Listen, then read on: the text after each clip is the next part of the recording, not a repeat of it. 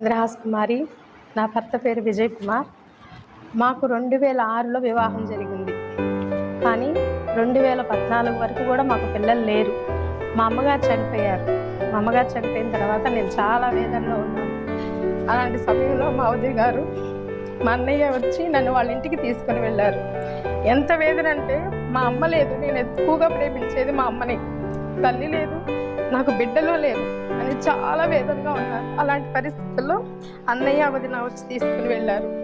అప్పుడు ప్రసంగి పాస్టర్ గారిని పిలిపించింది మా వదిన గారు.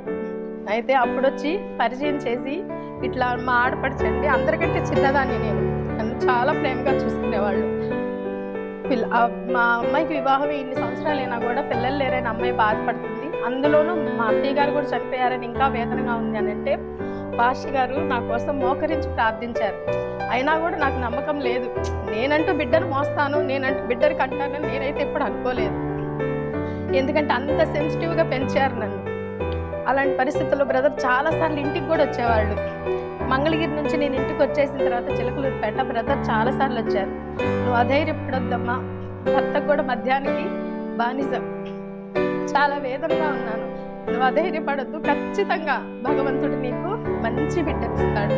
ఎలాంటి బిడ్డ అంటే ఆ బిడ్డ ఇక్కడ సేవ చేసేంతగా అటువంటి మంచి బిడ్డ నీకు దేవుడు ఇస్తాడమ్మా అని అన్నయ్య నాకు చెప్పి ప్రార్థన చేసి వెళ్ళారు. కరెక్ట్గా అమ్మ మీరు నమ్మండి నమ్మకపోండి, మా అమ్మగారు చనిపోయిన 4వ నెలలో నేను 3వ నెల కన్సీవ్ అయ్యాను. ఆయన అంత ఇదిగా నా గురించి మోకరించారు. ఎంత మోకరించి ప్రార్థించినా చెప్తున్నాను కదా, నేనే నమ్మలేదు నాకంటూ బిడ్డ కలుగుతాడని. అప్పుడు 2015లో నాకు కుమారుడు పుట్టాడు. ఇంత చక్కటి బిడ్డని, ఇంత చక్కటి కుమారుడిని భగవంతుడు నాకు కానుకగా ఇచ్చారు. ఇచ్చిన తర్వాత కూడా నేను మా వదిన నేను డెలివరీ అయిన తర్వాత ఫస్ట్ చెప్పింది పాస్టర్ గారికి, ఇలా మీరు ప్రార్థించారు కదా చంద్ర కోసం, ఆ అమ్మాయికి బిడ్డ పుట్టాడు, అందులోనూ మగ కుమారుడు పుట్టాడని చెప్పేసి పాస్టర్ గారి అబ్బాయికి అన్నప్రాప్తం చేసింది కూడా. ఫస్ట్ అబ్బాయికి అన్నం తినిపించింది ఆయనే. కానీ ఇన్నాళ్ళ వరకు కూడా నేను సాక్ష్యం చెప్పడానికి రాలేకపోయాను. దూరాభారం వల్ల కానీ నా భర్త వల్ల కానీ రాలేకపోయాను. కానీ ఈరోజు నా భర్త మారారు, బాప్తీసం తీసుకున్నారు, నా బిడ్డతో సహా వచ్చి మందిరంలో నేను సాక్ష్యం చెప్పాలన్నయ్య అని చెప్పాను. నువ్వు అలాగే చెప్తున్నావు, రావట్లేదమ్మా అని బ్రదర్ చెప్తూనే ఉన్నారు.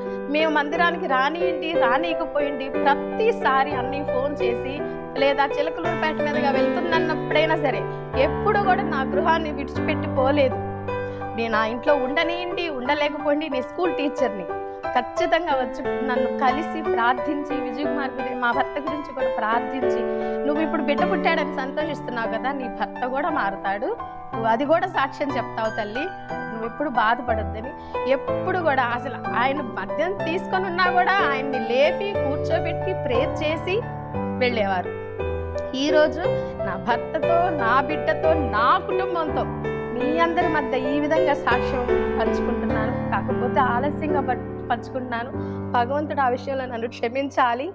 కానీ ఈ చిన్ని సాక్ష్యాన్ని మీరు స్వీకరిస్తారని, భగవంతుడు ఆశీర్వదిస్తాడని నమ్ముతూ మీ అందరికీ వందనాలమ్మా.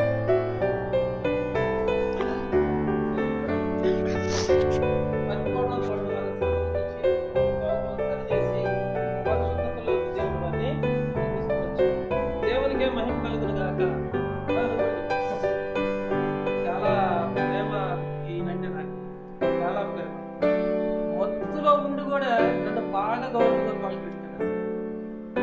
ఆ మత్తు వదిలించేసేసాడు.